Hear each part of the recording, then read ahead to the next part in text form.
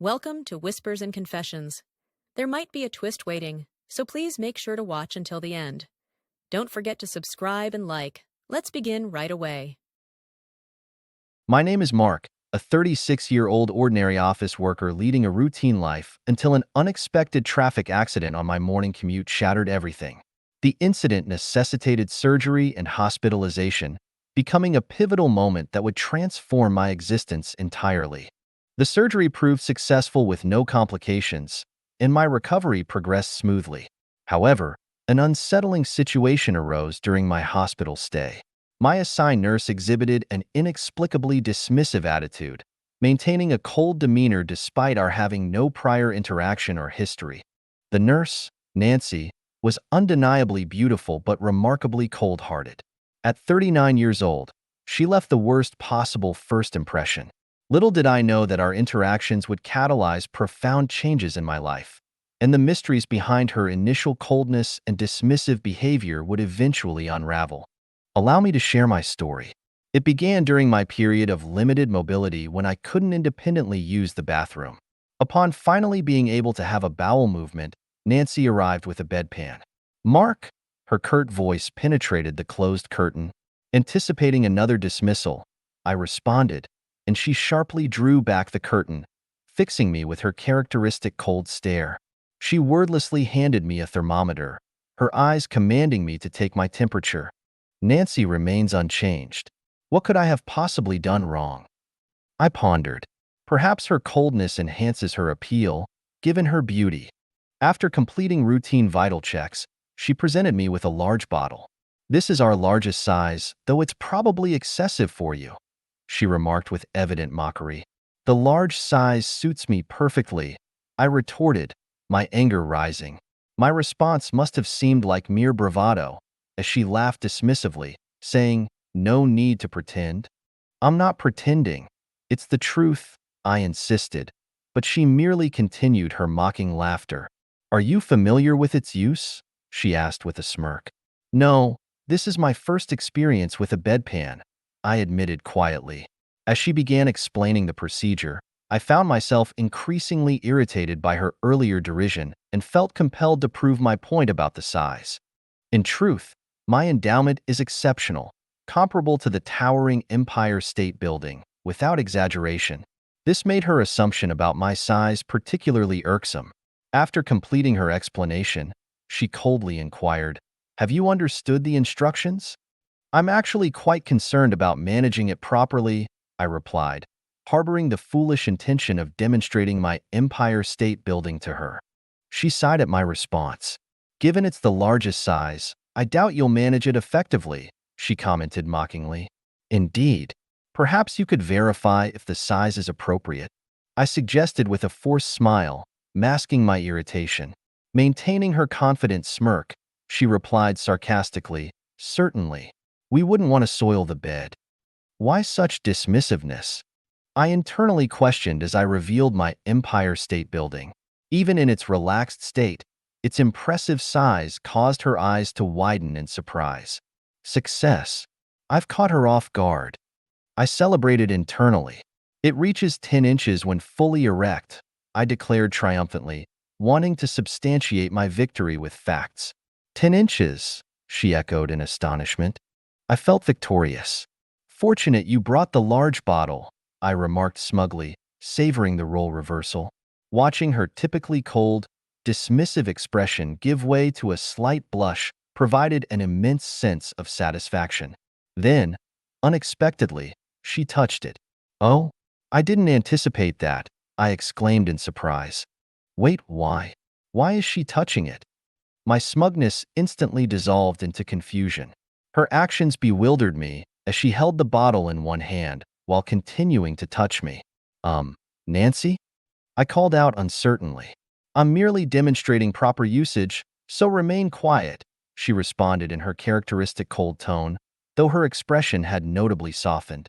Her gentle touch sent waves of excitement through me, leaving me flustered and uncertain. The softness of her caress was a stark contrast to her typically cold and prickly demeanor, creating an unexpectedly tender moment. My body responded naturally to her touch, and she noticed with a playful glint in her eyes. "Why did this happen?" she asked teasingly. "It's because of what you did," I responded, causing a slight smile to grace her features. "Oh, really?" she mused. Finding her mischievous side endearing, I gently took her hand. "Like this," I demonstrated. Her reaction caught me off guard. Her expression suddenly transformed into one of sadness and pain. Puzzled by this unexpected shift, I maintained my gentle hold on her hand. "Do you understand how to use it now?" she asked softly. Driven by a desire to understand the meaning behind her pained expression, I told a small lie, "Not quite yet." As our fingers intertwined, that same sorrowful, pitiful look returned to her face. Wondering about the absence of her usual teasing remarks, I gently drew her closer. She looked at me intently from this intimate distance, and though she questioned, "What is it?"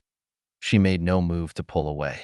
When I tenderly caressed her with my free hand, her expression transformed into something lovely and sweet. While she had always been beautiful, this vulnerable moment revealed an even more captivating side of her. Despite the peculiarity of the situation, I carefully leaned in closer. She accepted my advance, and our lips met in a series of increasingly passionate kisses. My mind struggled to process the dramatic shift from our antagonistic dynamic just minutes ago, but my body responded instinctively to our growing connection. Each light touch elicited soft sighs from her, and her usually sharp demeanor melted away completely. Her vulnerability captivated me entirely.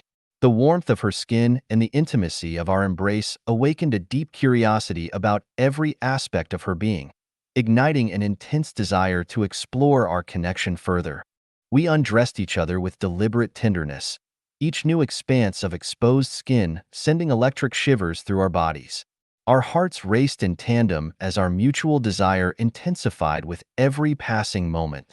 My kisses traced a gentle path from her neck to her chest, like delicate cherry blossoms falling in spring. Her intoxicating scent overwhelmed my senses, and the melodious sounds of pleasure escaping her lips were pure euphoria.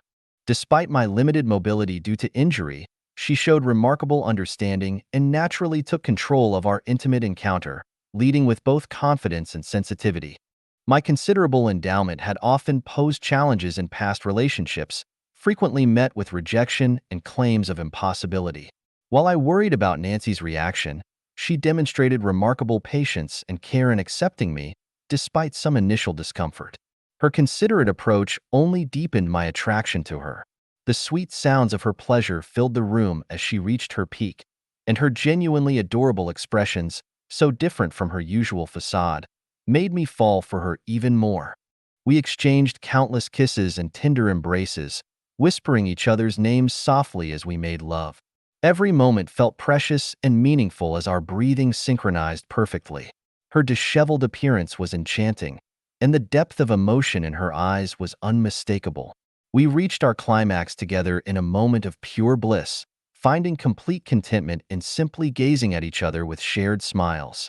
After taking time to recover, she carefully cleaned up and attended to me before placing the bottle aside. Looking directly into my eyes, she said, "Let's date." Somewhat petulantly, I responded, "After what just happened, are you suggesting you don't want to date?" She quickly clarified, "That's not what I meant." Could this mean she's had feelings for me? After maintaining such a cold demeanor until now, this sudden proposal is surprising. I found myself caught off guard. When I asked, "Did you like me?" she averted her gaze, and that familiar sad expression returned. Why does she look so pained? I'd almost prefer her usual prickly attitude. I pondered. Though she didn't verbally respond, her expression spoke volumes. In truth, mere minutes ago, I had harbored strong dislike for her. Her cold attitude had frequently angered me, often leaving me wondering about her problem.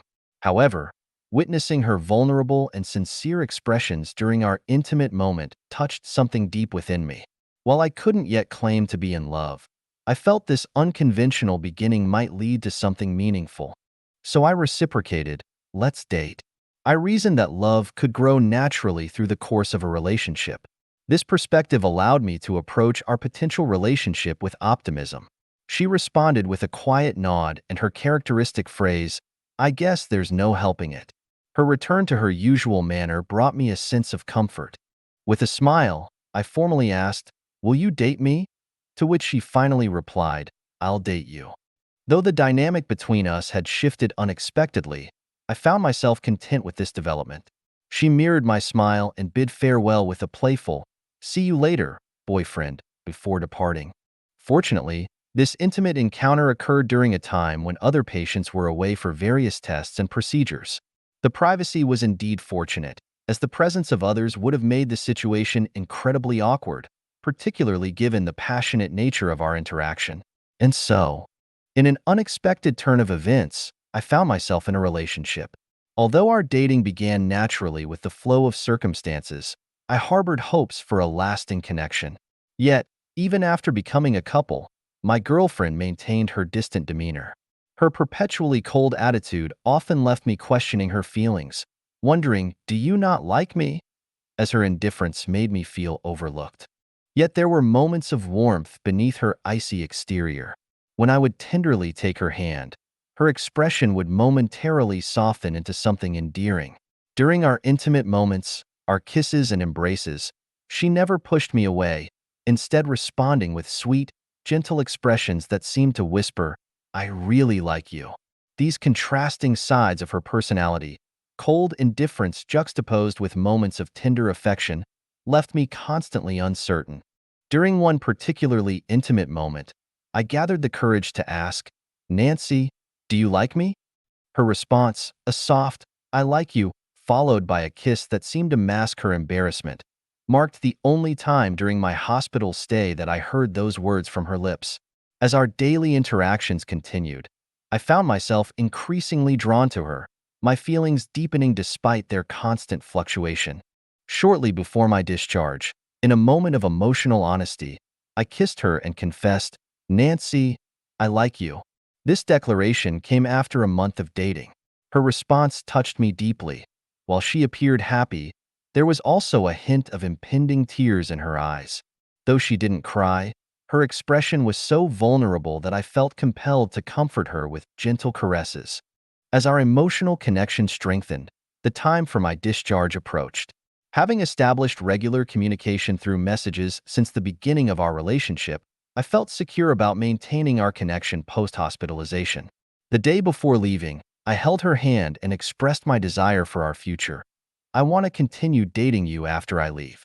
Her immediate nod and characteristic response, "I guess there's no helping it," came with her usual cool demeanor, but this time accompanied by a subtle smile.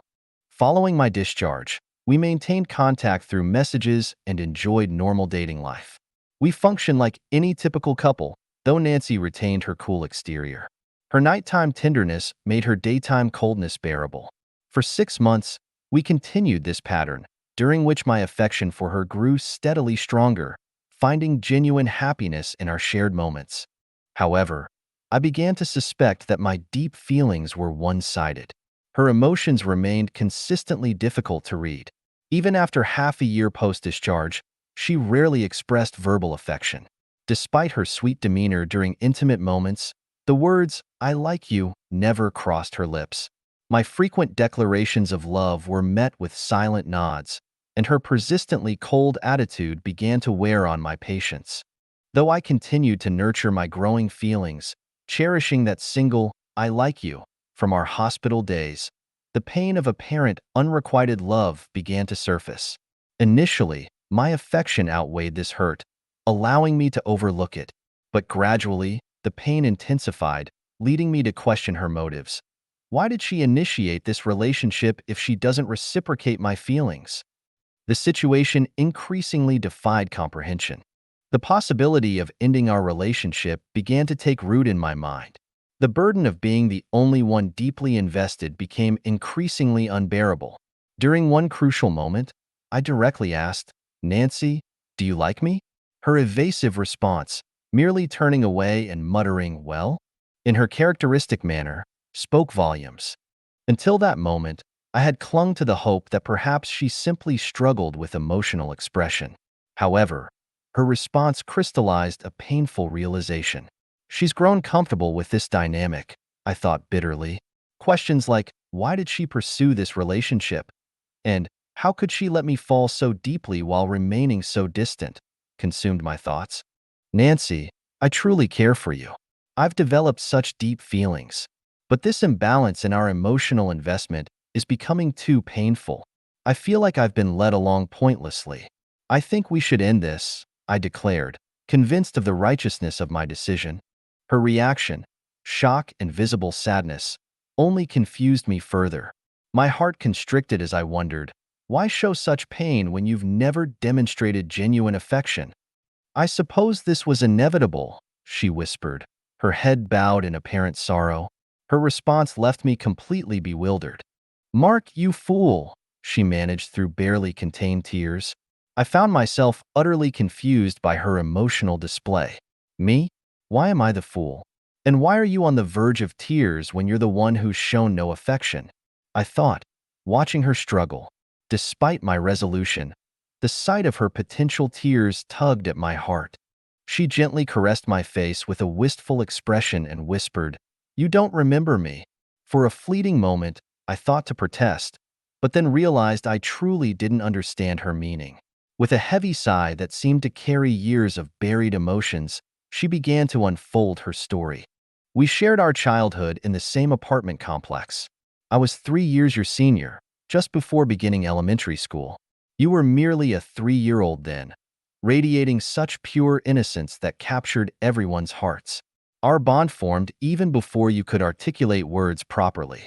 Like a guardian angel, you would follow me everywhere, your unwavering devotion bringing immeasurable joy to my life. Being an only child, I treasured you as the little brother I never had. Our parents' close friendship meant countless precious moments shared in the park. Our connection remained steadfast through your early school years. However, everything changed dramatically just before I entered middle school when my parents' marriage dissolved. Financial hardship forced my mother and me to relocate to my grandmother's house. Having to bid farewell to you, my cherished companion, was heart-wrenching. You were in 4th grade then, still so young and innocent. We had been inseparable, spending every possible moment together in the park, where you constantly showed your affection in the purest ways. My love for you ran equally deep. You were my most precious treasure, and when I had to announce my departure, I felt my world crumbling. I'll never forget that moment. You embraced me tightly and made that earnest promise. I'll write letters, I promise. When I grow up, I'll definitely come find you. Then I'll make you my bride. I responded with equal conviction, you absolutely must, and thus began our exchange of letters. In those days, before the advent of social media, letters were our sole means of maintaining connections across distances. Those letters became my lifeline in an otherwise harsh reality. The new environment proved nightmarish. I endured bullying at school and faced constant judgment from neighbors due to my single-parent status, particularly challenging in our conservative rural community. Yet I persevered, sustained by our correspondence. Each day after school, I would rush to check the mailbox, my heart flutter with hope, wondering, will there be a letter today? Then, as you entered middle school, your letters gradually ceased. No matter how frequently I checked, the mailbox remained empty. Concerned about lost mail, I sent multiple letters, but received no response. The silence crushed my spirit, destroying what had become my emotional anchor. Liar, I would cry, remembering your promise to find me. Unlike fairy tale princesses awaiting rescue, I had to forge my own path forward. Rather than remaining passive, I chose to channel my energy into becoming a nurse. Then, by what seemed like divine intervention, you appeared as my patient. My heart nearly stopped when I saw your name. Watching your peaceful face after surgery, I knew without doubt it was you. Though I yearned to express my years of hurt, I couldn't bring myself to do so, suspecting you had forgotten me entirely. That's what drove me to maintain my cold exterior. While I felt relief seeing you had grown into a healthy adult, encountering you through an accident left me conflicted. I chided myself for your carelessness, withdrawing further into my shell. Despite moments when glimpses of your former self stirred my heart, I couldn't let my guard down. I stubbornly hoped you would remember me on your own. When our relationship deepened, I accepted it without resistance, as you had never truly left my heart. I made a conscious decision to keep our past hidden, believing it was the only way to secure a future with you. But now, overcome by emotion, I find myself revealing everything. My desperate wish was for you to remember me independently. I can't bear the thought of losing you again. I'm truly sorry. As her narrative unfolded, fragments of memory began stirring in my consciousness. The letter exchanges gradually came into focus. There had indeed been a kind-hearted older girl from next door, and our correspondence had begun after her departure. I had genuinely adored this caring sister figure, but as time marched forward, those feelings had gradually diminished, replaced by the immediate presence of school friends and daily activities. The memories grew clearer still. I recalled a time when I had wept, longing to see my beloved sister figure. My mother's discouraging words, "You can't meet easily," had struck deep, leading me to the childish conclusion that if meeting was impossible, maintaining contact was futile. As I progressed through middle school, academic demands and extracurricular activities consumed my attention, pushing thoughts of her further into the recesses of my mind.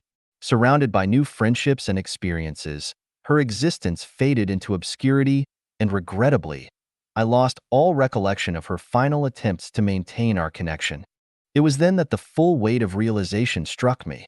While I had carelessly forgotten about our correspondence, surrounded by the comfort of childhood friendships, those letters had been her lifeline, her sole beacon of hope in an otherwise dark world. The stark contrast between our emotional investments was overwhelming. The depth of her devotion compared to my negligence filled me with profound shame and remorse. Finally, I understood the root of Nancy's cold exterior and her reluctance to voice her affection. Her reserved demeanor had been a shield, protecting her from the possibility of another heartbreaking separation. "Nancy, I'm deeply sorry," I began, my voice thick with emotion. "I failed to recognize you as my childhood sister, and I thoughtlessly stopped responding to your letters. I was selfishly absorbed in my own world, completely oblivious to how long you had been waiting. Please forgive me." "Those days are behind us now," I assured her, drawing her into a heartfelt embrace. "I've returned as an adult, and this time, our bond is unbreakable." In that tender moment, I finally comprehended that her initial suggestion to date and her unwavering devotion had been manifestations of her enduring love, preserved pristinely through all these years. The revelation of her profound feelings pierced my heart with bittersweet understanding. I felt immense regret for my obliviousness to her true emotions, having worried needlessly about whether she harbored resentment. In that moment, I made an unwavering commitment to never cause her pain again.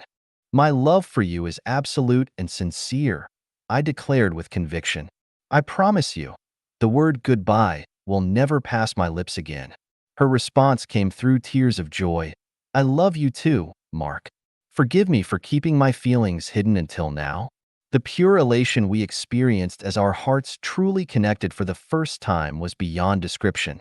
In the aftermath of this emotional watershed, our relationship blossomed to new heights. What had once been a potential breaking point transformed into an unshakable foundation of trust. My appreciation for her deepened immeasurably, while she gradually allowed her genuine warmth to shine through her formerly frosty exterior. As our mutual understanding and love flourished, a year passed like a gentle breeze. Our post-crisis relationship was marked by such profound harmony that disagreements became virtually non-existent. Each day brought such pure joy that I found myself thinking, I want to preserve this happiness for eternity. This realization led me to act on my long-held intention to make her my wife. I meticulously selected the perfect ring and crafted a heartfelt proposal. When the momentous day arrived, I gazed into her eyes and spoke from the depths of my heart. "Nancy, will you marry me? I'm finally fulfilling the promise I made so long ago. I vow to remain by your side for all our days to come." Her response, laden with joyful tears, touched my soul. "May I truly stay with you forever?" "Thank you." How overjoyed my younger self would be to know this day would come. Let's create our forever together. Our journey from reunion to unity felt like a beautiful dream manifested into reality. The proposal unfolded perfectly, marking our first step toward our shared future. During the family gathering that followed, our mother's emotional reunion and embrace, after years apart, added another layer of joy as everyone wholeheartedly blessed our union. Now, a decade into our marriage, Nancy and I continue to cherish each other with the same intensity as day one.